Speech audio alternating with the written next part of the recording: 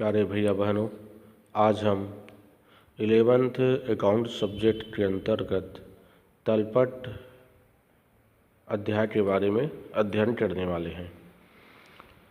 दोहरा लेखा प्रणाली के आधार पर तैयार किए गए खातों के विकलन तथा समाकलन पक्ष की राशियों के योग अथवा शेषों को ज्ञात करने के बाद उनकी गणितीय शुद्धता की जांच के लिए एक निश्चित तिथि पर तैयार की गई खातों की सूची तलपट कहलाती है।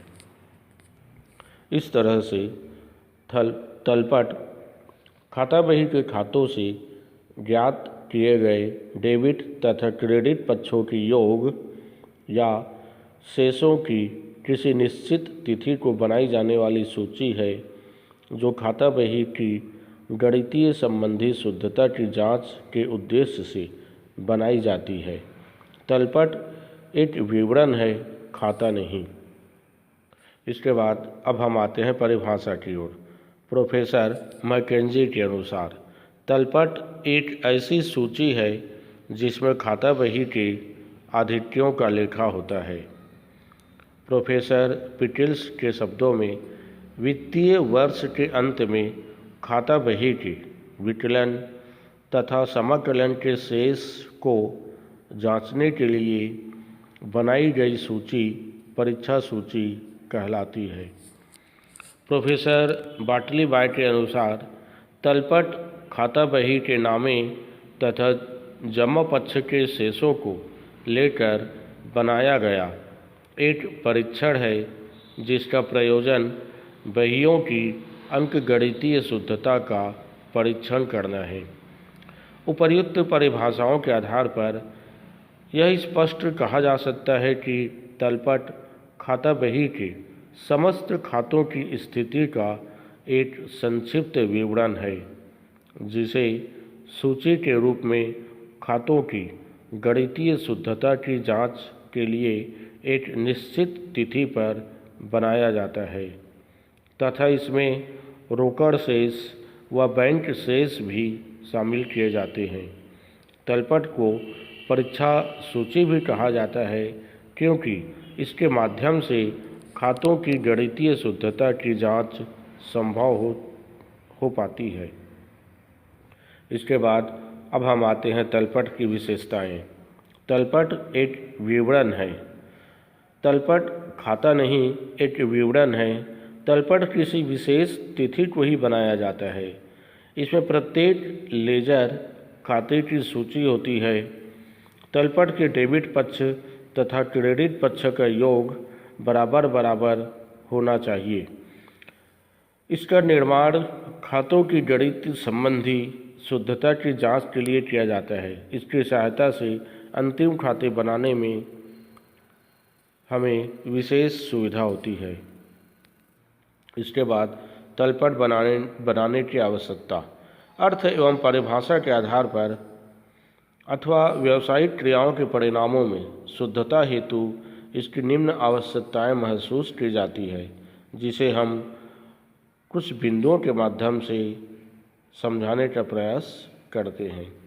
पहला है बहियों की अंकगणितीय शुद्धता की जांच हेतु तलपट के यदि दोनों पक्षों का योग बराबर है तो इससे यह सिद्ध हो जाता है कि लेखा पुस्तकों में कोई अंकगणितीय संबंधी त्रुटि नहीं है। दूसरा है योग करने में होने वाली त्रुटि का पता लगाना। जब किसी बही में जोड़ लगाने में कोई भूल हो जाती है तो तलपट नहीं मिलेगा। इसका कारण यह है कि खाता बही में खतौनी करते समय भी वही गलत राशि लिख दी जाती है और शेष निकालने में भी शुद्धि यथावत रहती है।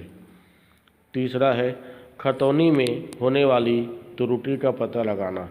सहायक बही से खतौनी करते समय यदि कोई त्रुटि हो जाती है तो तलपट नहीं मिलता। जैसे किसी खाते में 205 रुपये लिखने के स्थान पर 250 रुपये लिख दिए गए हो तो तलपट का योग नहीं मिल पाता। तो तलपट बनाने से इस प्रकार की अशुद्धि का पता लगाया जा सकता है। चौथा है अंतिम खाते तैयार करने में सहायक। व्यापार एवं लाभ हानि खाता बनाने एवं चिट्ठा बनाने से तलपट से पर्याप्त सामग्री हमें प्राप्त हो जाती है, अतः इन्हीं के आधार पर हम वित्तीय विवरण तैयार करते हैं। पांचवा है महत्वपूर्ण निष्कर्ष निकालने में सहायता। व्यापार की वित्तीय स्थिति के बारे में तलपट से महत्वपूर्ण निष्कर्ष निकाले जा सकते हैं। पिछले वर्ष के तलपट में आंकड़ों की तुलना चालू वर्ष के तलपट के आंकड़ों से की जा सकती है और वित्तीय स्थिति में होने वाले परिवर्तन का पता लगाया जा सकता है। तलपट बनाने की आवश्यकता के बाद अब हम आते हैं तलपट बनाने के उद्देश्य। इसमें पहला है दोहरे लेखे के सिद्धांत की जांच। तलपट में खाता बही के प्रत्येक खाते का नाम शेष नाम पक्ष में तथा जमा शेष जमा पक्ष में लिख दिया जाता है तथा इसी तरह रोकड़ बही का नाम शेष तलपट में नाम पक्ष की ओर लिखकर तलपट के दोनों पक्षों का योग लगाया जाता है। यदि दोनों पक्षों की योग राशि एक समान है तो यह मान लिया जाता है कि खाता बही दोहरे लेखे के सिद्धांत पर आधारित है। दूसरा है गणितीय शुद्धता की जांच। खातों में खतौनी करते समय गलत राशि के लिखे जाने, खातों का योग लगाने तथा शेष निकालने में त्रुटियों की आशंका बनी रहती है। तलपट बनाकर इस आशंका को समाप्त किया जा सकता है। तलपट के दोनों पक्षों की योग राशि का मिलना इस बात का प्रमाण है कि खाता बही में कोई अंक गणितीय त्रुटि नहीं है, अतः तलपट खाता बही की गणित संबंधी शुद्धता की जांच के लिए बनाया जाता है। तीसरा अंतिम खातों के लिए सामग्री प्रदान करना। व्यापारिक परिणामों को ज्ञात करने के लिए वित्तीय वर्ष की समाप्ति पर अंतिम खाते बनाए जाते हैं। तलपट अंतिम खातों के लिए सामग्री प्रदान करना है, अर्थात विभिन्न खातों की स्थिति तलपट से सरलता से ज्ञात की जा सकती है। चौथा है देनदारों एवं लेनदारों की सूची की जांच। तलपट के निर्माण से देनदारों एवं लेनदारों की सूची की सही जांच संभव हो जाती है। इससे व्यावसायिक फर्म यह जान सकती है कि उसे कितना रुपया देना है और उसे कितना रुपया मिलना शेष है। पांचवा पॉइंट है भावी योजना का निर्माण। 2 वर्षों जैसे चालू वर्ष एवं गत वर्षों के तलपट की तुलना करके वित्तीय स्थिति के बारे में योजनागत निष्कर्ष निकालकर भावी योजनाओं का निर्माण किया जा सकता है। छठवां है वित्तीय स्थिति में परिवर्तनों की जानकारी। तलपट के तुलनात्मक अध्ययन से वित्तीय स्थिति में होने वाले परिवर्तनों को भी जाना जा सकता है। इन परिवर्तनों में रोकड़ एवं कोष में हुए परिवर्तनों का आसानी से ज्ञान प्राप्त किया जा सकता है। इसके बाद अब हम आते हैं तलपट बनाने की विधियाँ। तो तलपट बनाने की प्रमुख रूप से निम्न विधियाँ प्रचलित है। पहला है योग विधि, दूसरा समान योग वाले खातों की योग को छोड़ते हुए योग द्वारा, तीसरा है शेष विधि, चौथा योग एवं शेष विधि। पहला है योग विधि। इस विधि के अनुसार खाता बही के प्रत्येक खाते का योग लगाया जाता है। खातों का योग तलपट में खातों का नाम लिखकर उसके सामने विकलन राशि स्तंभ में विकलन पक्ष का योग व समाकलन स्तंभ में खातों के समाकलन पक्ष का योग लिखा जाता है।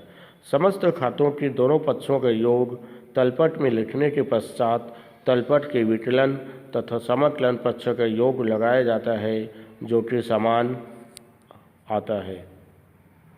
दूसरा है समान योग वाले खातों के योगों को छोड़ते हुए तलपट बनाना।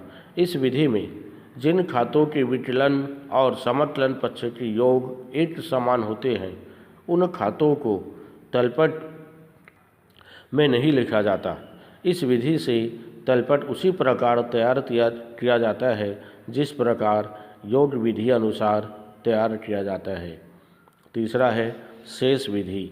इस विधि के अनुसार खातों का योग नहीं लिया जाता, वरन खातों का शेष निकालकर विकलन शेष को विकलन पक्ष में तथा समकलन शेष को समकलन पक्ष में लिखा जाता है।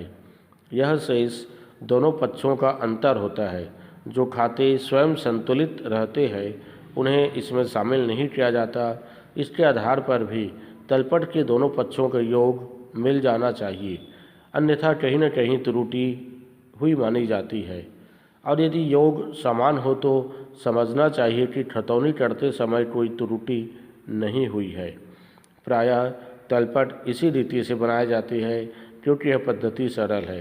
परीक्षा में भी इसी विधि के ही तलपट बनाने के लिए प्रश्न में पूछा जाता है। शेष विधि ही परीक्षा हाल में प्रश्न बनाने के लिए दिया जाता है। चौथा है योग एवं शेष विधि। यह विधि पहली एवं दूसरी विधि का मिश्रण है। इस विधि में योग विधि एवं शेष विधि दोनों के आधार पर विकलन व समकलन राशि की दो स्तंभ रखे जाते हैं। पहले योग विधि के आधार पर विकलन व समकलन राशि के 2 स्तंभ रखे जाते हैं, जिनमें क्रमशः खाते का विकलन व समकलन योग लिखा जाता है। इसके बाद शेष विधि के आधार पर विकलन व समकलन राशि के स्तंभ रखे जाते हैं, जिनमें खाते का विकलन व समकलन शेष लिखा जाता है। इसके बाद प्रश्न है, क्या तलपट खातों की शुद्धता का अंतिम प्रमाण है? तलपट तैयार करने का उद्देश्य जर्नल एवं सहायक बहियों से खाता बही में खतौनी की गई अंकगणितीय शुद्धता की जांच करना है। यदि तलपट की डेबिट एवं क्रेडिट पक्षों का योग मिल जाता है तो यह इस बात का प्रमाण है कि खातों की शुद्धता का अंतिम या पक्का प्रमाण नहीं होता।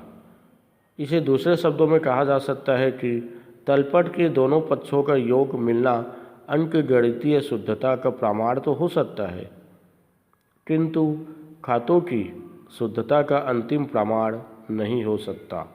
तलपट का योग मिल जाने के बावजूद भी खातों में ऐसी त्रुटियां विद्यमान रह सकती है जो तलपट के योग को प्रभावित नहीं कर पाती। अर्थात तलपट के दोनों पक्षों का योग मिल जाने के बाद भी खातों में त्रुटियां रह सकती है। इसलिए कहा गया है कि तलपट खातों की शुद्धता का अंतिम प्रमाण नहीं है। इसके बाद आते हैं तलपट में प्रकट नहीं होने वाली अशुद्धियाँ, जिसमें पहला है छूट जाने वाली अशुद्धियाँ।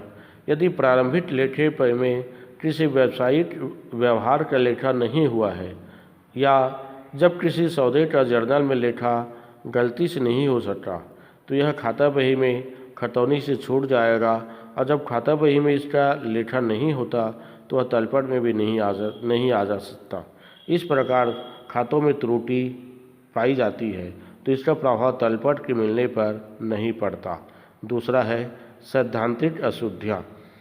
दोहरा लेखा प्रणाली के अपूर्ण ज्ञान से सैद्धांतिक गलतियाँ लेखों तथा जर्नल में लेखांकन के समय हो सकती है।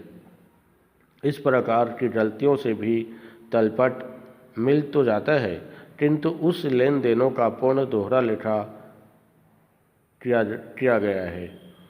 तीसरा है गलत खाने में पर सही पक्ष में खतियाना। यदि जर्नल में लेखा सही हुआ है परंतु खाता बही में लिखते समय उचित खाते में लिखने के स्थान पर किसी दूसरे खाते में राशि को लिख दिया जाए, लेकिन डेबिट या क्रेडिट पक्ष में सही स्थान में राशि की खतौनी की गई हो तो तलपट की अशुद्धि प्रकट नहीं होगी। चौथा है प्रारंभिक लेखों की अशुद्धियाँ। किसी सौदे का जर्नल में प्रविष्टि सही किया गया है, किंतु राशि लिखते समय गलती से गलत राशि लिख दिया जाता है तो तलपट से इस प्रकार की अशुद्धियाँ प्रकट नहीं हो पाती। 5वां है क्षतिपूरक अशुद्धियाँ। कभी कभी जर्नल में खाता बही में पोस्टिंग करते समय अर्थात खाता बही में खतौनी करते समय कुछ अशुद्धियाँ ऐसी रह जाती है जो एक दूसरे के प्रभाव को समाप्त कर देती है, जिसके माध्यम से ऐसी दूसरी गलतियाँ स्वतः ही समाप्त हो जाती है। 6वां है खतियाने में छूट जाने वाली अशुद्धियाँ। जर्नल से खाता बही में लेखा करते समय बराबर राशि वाले खातों का लेखा नहीं करने पर भी तलपट के मिलने पर कोई प्रभाव नहीं पड़ता।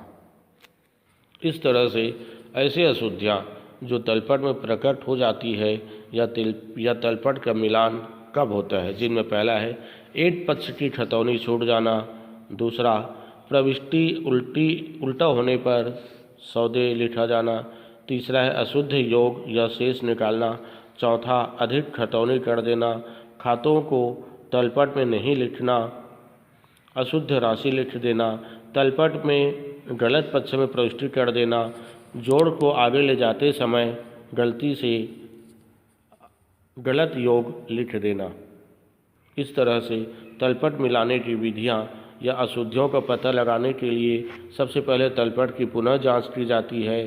खातों की पूर्ण जांच करना संभव होता है। प्रारंभिक लेखों की जांच फिर से की जाती है।